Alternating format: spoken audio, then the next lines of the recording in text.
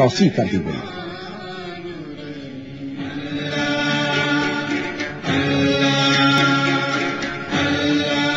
توسیعی مقام پر کھدائی کے دوران زیر زمین پانی کے ٹیسٹ کیے جاتے رہے تاکہ بنیاد کے کام کے لیے راہ ہموار ہو سکے۔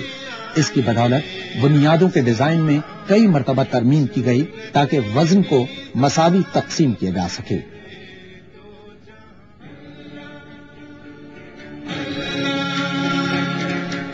نئی توسیع میں 1 میٹر ٹھوس سلیب بچھائے گئے جسے غیر ہموار بنیاد کہا گیا۔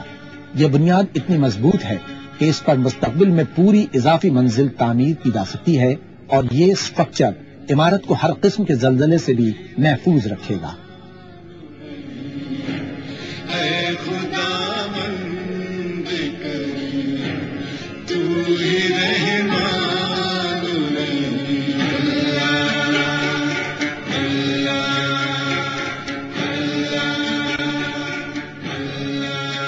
سانچے میں تیار کی گئی بنیاد پر واٹر پروف جھلی بچھائی گئی تاکہ اسٹرکچر کو بڑھتی ہوئی نمی سے محفوظ رکھا جا سکے۔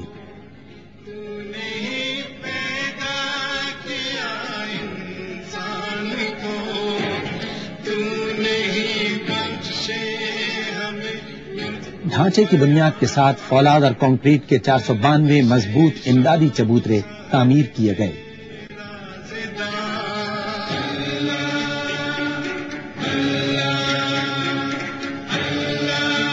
یہ چبوترے تہخانے کی سطح سے اٹھائے گئے جن کی مدد سے دائرے اور مربع نما معاون ستون تعمیر کیے گئے جو زمین اور پہلی منزل تک محیط ہیں۔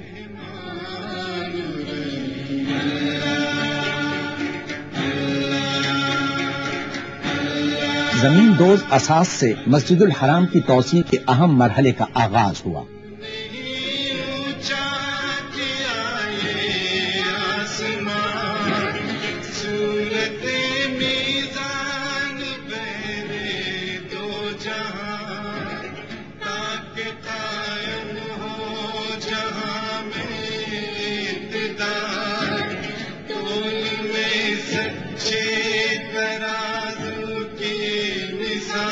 اس مرحلے میں تعمیراتی ماہرین کو 2 غیر معمولی چیلنجوں کا سامنا کرنا پڑا۔ پورے تعمیراتی کام کے دوران توسیع اور موجودہ حصوں میں پیدل چلنے والوں کا راستہ کھلا رکھنا ضروری تھا تاکہ نمازیوں کو مسجد تک آمد رفت میں کسی قسم کی مشکل کا سامنا نہ کرنا پڑے۔ دوم یہ کہ تعمیراتی مقام پر جگہ کی کمی اس امر کا تقاضا کرتی تھی کہ مٹیریل کو تعمیراتی مقام سے دور رکھا اور تیار کیا جائے۔ چنانچہ کنکریٹ مکسنگ پلانٹ کوڈے میں بنایا گیا۔ اس مقام پر 3 لاکھ مکعب میٹر کنکریٹ تیار کیا گیا۔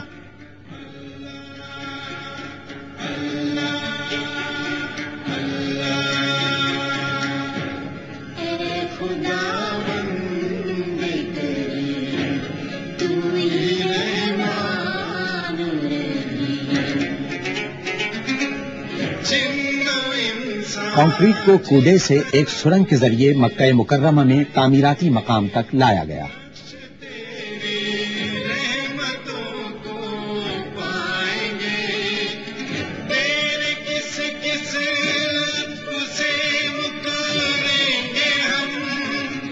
خادم حرمین اور شریفین نے منصوبہ بندی اور تعمیر کے ہر مرحلے میں ذاتی دلچسپی لی۔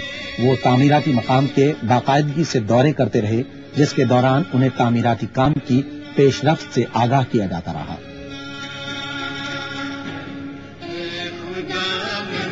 اس عمارت کو مستقبل میں آنے والی متعدد نسلوں تک قائم دائم رہنے کے لیے ڈیزائن کیا گیا ہے۔ چنانچہ تعمیر کے پورے منصوبے میں عمارت کی مضبوطی اور استحکام پر خاص توجہ دی گئی۔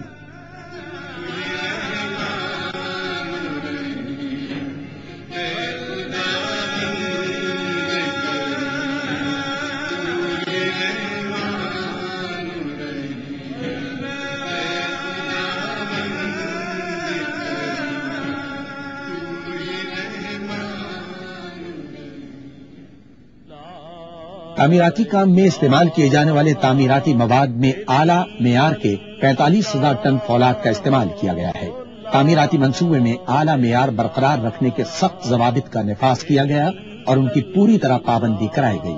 اس دوران مختلف اشیاء کی جانچ پڑتال کا عمل مسلسل جاری رہا۔ الا اللہ تعمیر میں مٹی کے بجائے مصنوعی پتھر کے اجزاء کو ان کی مستقل صورت میں استعمال کیا گیا، اور یہ سپر اسٹرکچر کی تکمیل میں معاون ثابت ہوا، جس سے مضبوطی کے ساتھ ساتھ حسن میں بھی اضافہ ہوا۔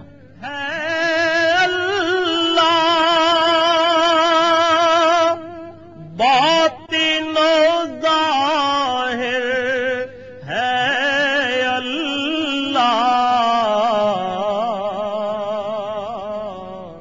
جسم میں جام ہے اللہ۔ یہ خصوصی تعمیراتی مٹیریل مکہ مکرمہ کے نواح میں واقع ایک فیکٹری میں تیار کیا گیا، جو اس منصوبے کے لیے خاص طور پر تعمیر کی گئی تھی۔ لا الا اللہ، لا الہ الا اللہ، قلندروں کی اذان۔ مسا کے علاقے میں بنیادی سہولتوں کے زیر زمین پیچیدہ جال کے ارد گرد واقع داخلی راستے بڑی خوبصورتی سے سجائے گئے۔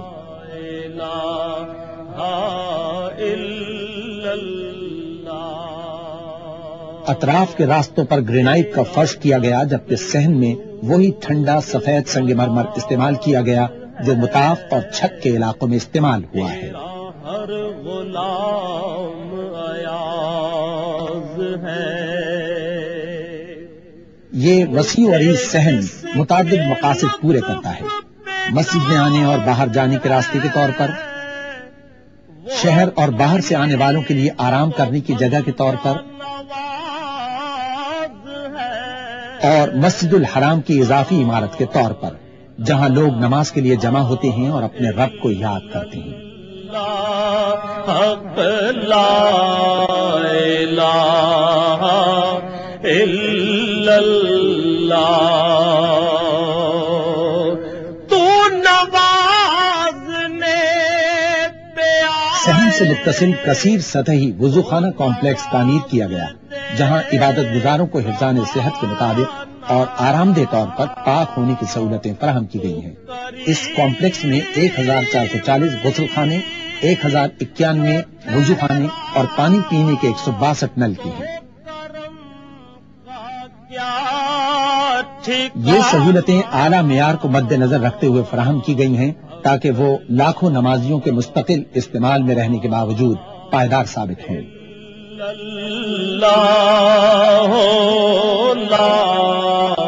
الہ الا اللہ۔ سن 1411 ہجری میں ماہ رمضان المبارک تک مسا، صحن اور چھت کا تمام علاقہ مکمل ہو چکا تھا اور اہل ایمان سے بھر گیا تھا۔ وہ تراویح اور تہجد کی نمازوں میں مصروف تھے، قیام، رکوع اور سجود میں دل کی گہرائیوں سے اپنے رب کو یاد کر رہے تھے، اس قدیم گھر کے سامنے جو اسلام کا قلب ہے۔ نور محمد صلی اللہ، لا الہ الا اللہ، لا الہ الا اللہ، لا الہ الا اللہ، لا الہ الا اللہ، لا۔ ایک طرف گراؤنڈ فلور تکمیل کے آخری مرحلے میں تھا اور دوسری طرف پہلی منزل کی تیاریاں پوری طرح جاری تھیں۔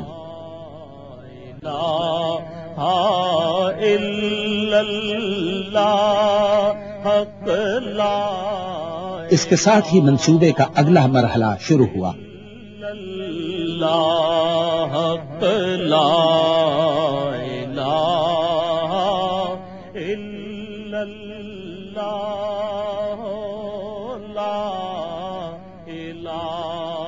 وادی فاطمہ مکہ مکرمہ کے نواح میں واقع ہے۔ یہاں دیسی سنگ مرمر کا وسیع ذخیرہ موجود ہے جس نے پہلی سعودی توسیع کے دوران بیرونی آرائش میں نمایاں کردار ادا کیا تھا۔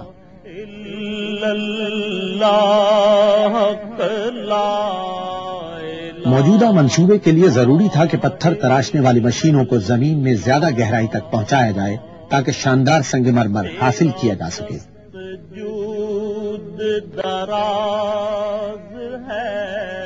سنگ مرمر کے بڑے بڑے ٹکڑوں کو وادی فاطمہ سے 50 کلومیٹر دور جدہ کے نواح میں سعودی ماربل اینڈ گرینائٹ فیکٹری تک لایا گیا، جو مشرق وسطی میں اپنی نوعیت کی سب سے بڑی اور جدید ترین سہولت ہے۔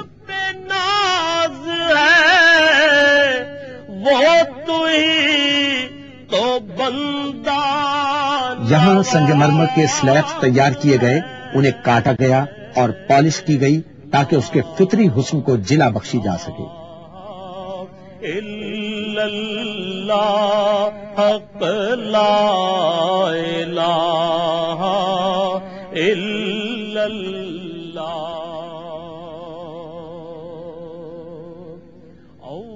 مکہ مکرمہ میں اس خوبصورت سنگ مرمر کو توسیع منصوبے میں مطلوبہ مقامات پر نصب کرنے کا عمل جاری رہا۔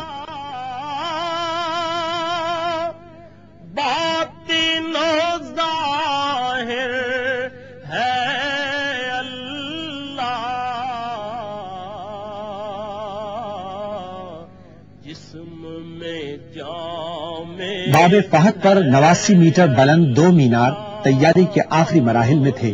یہ مینار مسجد کے موجودہ 7 میناروں سے ملتے جلتے ہیں۔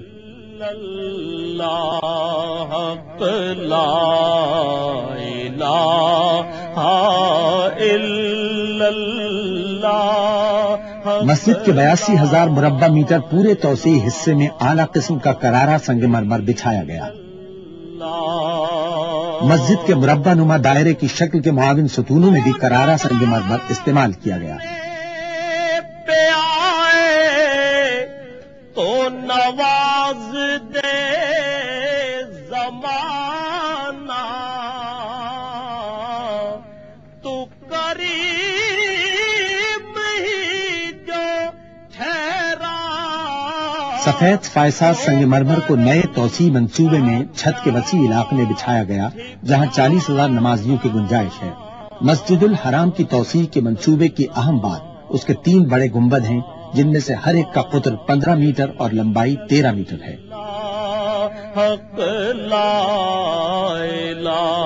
ہنگامی صورتحال سمیت تمام اوقات میں بجلی کی فراہمی کے بنیادی نظام کو یقینی بنانے والا ایک نیا سسٹم نصب کیا گیا۔ مسجد الحرام میں مین الیکٹریکل گریڈ سے بجلی فیل ہونے کی صورت میں بیٹری سے چلنے والے یونٹوں کی مدد سے بغیر کسی خلل کے بجلی کی فراہمی کو ممکن بنایا گیا ہے، جو مسجد میں مختلف مقامات پر نصب ہیں۔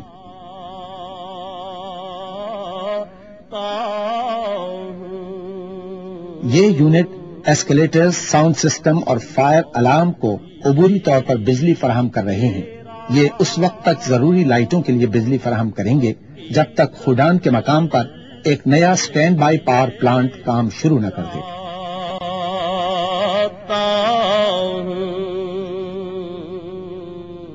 اس 32 میگا واٹ کی سہولت سے حاصل ہونے والی بجلی مکمل طور پر مسجد الحرام کے لیے ہے۔ یوں تمام ضروری خدمات اپنا کام کبھی بند نہیں کر سکیں گی۔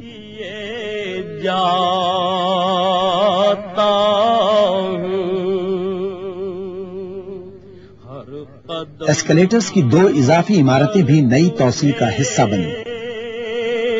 سجدے بھی کیے۔ مکہ مکرمہ کی شدید گرمی ہمیشہ سے عازمین حج کے لیے پریشان کن رہی، اس لیے خادم حرمین